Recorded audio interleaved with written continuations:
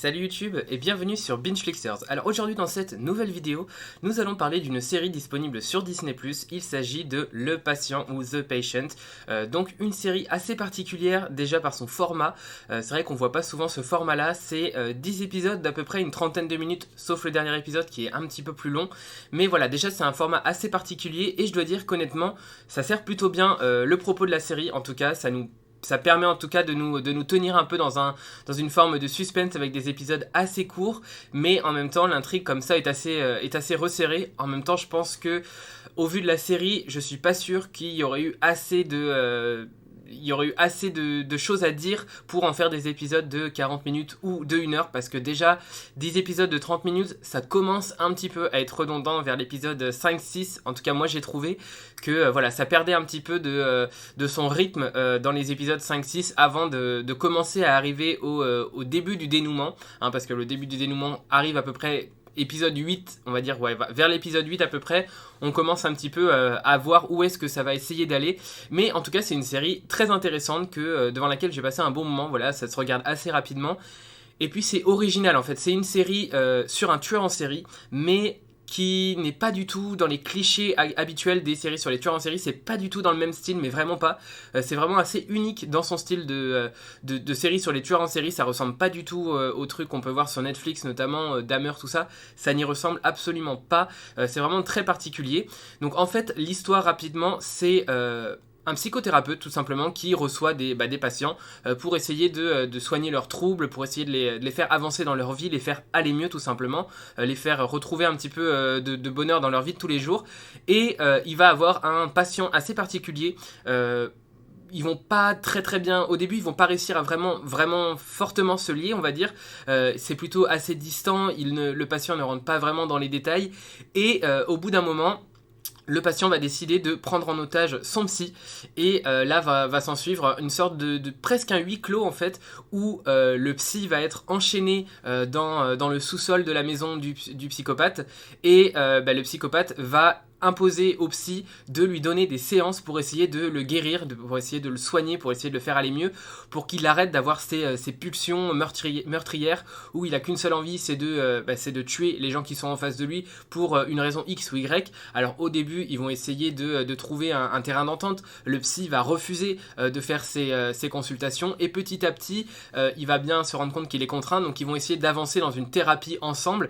Chose assez quand même particulière et pas forcément évidente, parce que le psy risque sa vie, enfin a peur de mourir chaque jour, il n'a pas pu contacter ses proches ne savent pas où il est, et lui il commence à beaucoup se remettre en question sur ce qu'il a fait, sur ses choix, sur le père qu'il a été, parce qu'il a aussi évidemment une famille, et il commence à se poser pas mal de questions sur sa vie à lui, sur qu'est-ce qu'il n'a pas fait, parce qu'il sent qu'il va certainement mourir ici, et il se rend compte de plein de choses qu'il n'a pas faites ou qui d'après lui il a mal faites. Donc c'est quand même intéressant, il y a toute une introspection à la fois autour du personnage du psychopathe, mais aussi autour du psy qui commence petit à petit à être perdu, à perdre un peu les pédales, même s'il reste toujours concentré, et il cherche toujours des idées pour s'en sortir et pour éviter que le psychopathe fasse d'autres meurtres en fait. D'ailleurs il va imposer une règle au psychopathe, c'est à chaque fois qu'il va tuer quelqu'un, il doit lui dire auparavant pour que lui essaye de l'en dissuader. Donc ça va être assez intéressant, parce qu'au début il y a vraiment tout un cheminement de pensée du psychopathe, où il va juste rencontrer quelqu'un dans un restaurant, parce qu'en fait le psychopathe a aussi un métier dans la vie de tous les jours, c'est qu'il est, je crois, il est inspecteur d'hygiène dans les restaurants, ce genre de choses là, et donc il va inspecter des restaurants, et si jamais les personnes lui parlent mal ou lui manquent un petit peu de respect, lui ça va le déclencher tout de suite, et il va avoir qu'une seule envie, il va avoir une obsession mais folle de tuer cette personne là, et donc le psy va essayer de l'aider, de ne pas passer à l'acte. C'est vraiment très particulier comme série, parce que d'un côté il y a le côté forcément psychopathe, le côté tueur en série du patient, mais d'un autre côté il y a aussi cette facette de lui qui veut essayer de s'en sortir, mais on voit bien que c'est pas possible en fait. On sait pas si c'est qu'il essaye vraiment de lui-même de s'en sortir, ou si c'est juste pour se donner bonne conscience. Donc c'est un petit peu particulier. En plus de ça, il y a toute pas une intrigue secondaire, mais disons une autre partie dans l'intrigue qui rend aussi le truc intéressant, c'est que ce tueur en série vit chez sa mère, et sa mère vit au-dessus, et elle entend tout ce qui se passe, et elle est au courant que son fils est un tueur en série, mais elle ne sait pas comment l'aider, et elle ne veut surtout pas le dénoncer parce qu'elle veut pas qu'il aille en prison.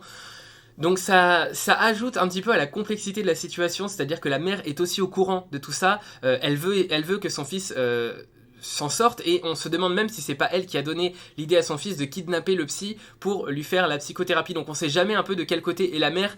Est-ce que voilà, c'est vraiment assez intéressant de ce côté-là. C'est une série vraiment originale qui ressemble pas aux autres séries de psychologie, comme par exemple En Thérapie, où il y a vraiment des échanges entre le patient et le psy.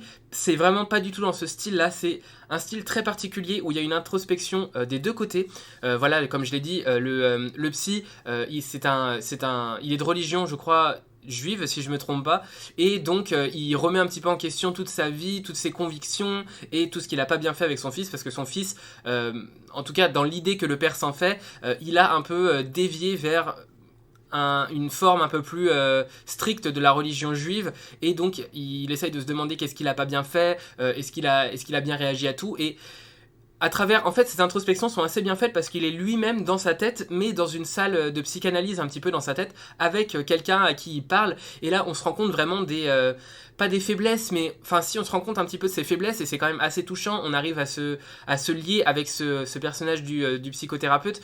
Vraiment, je trouve que c'est bien fait à ce niveau-là, d'autant plus que l'acteur c'est Steve Carell. Donc j'avoue qu'au début ça faisait un petit peu bizarre de le voir dans un rôle très sérieux comme ça, parce que moi la dernière série que j'ai vue de Steve Carell c'est The Office, donc c'est vraiment pas du tout dans le même style. C'est vraiment, au début c'est un peu particulier, même s'il est quand même bien maquillé, voilà, il a une barbe, il est vraiment très différent de dans The Office, mais il y a quand même ses yeux, je trouve, qui sont hyper malicieux. Ça fait un peu bizarre au début de l'imaginer dans une série hyper sérieuse, mais franchement c'est un acteur génial dans la série, il est vraiment génialissime. Je sais pas comment expliquer, mais je trouve qu'il joue ce rôle du thérapeute torturé vraiment à merveille, vraiment c'est super bien. J'aime beaucoup, voilà, les séances d'introspection, et en même temps je trouve que c'est intéressant de suivre la thérapie, essayer d'écouter comment il va essayer de convaincre le tueur en série de ne pas passer à l'acte, comment il va essayer aussi de le soigner. Voilà, c'est vraiment pas mal de petites choses comme ça qui sont intéressantes, d'autant plus que voilà, comme je l'ai dit, c'est des épisodes d'une trentaine de minutes, sauf le dernier qui est un petit peu plus long.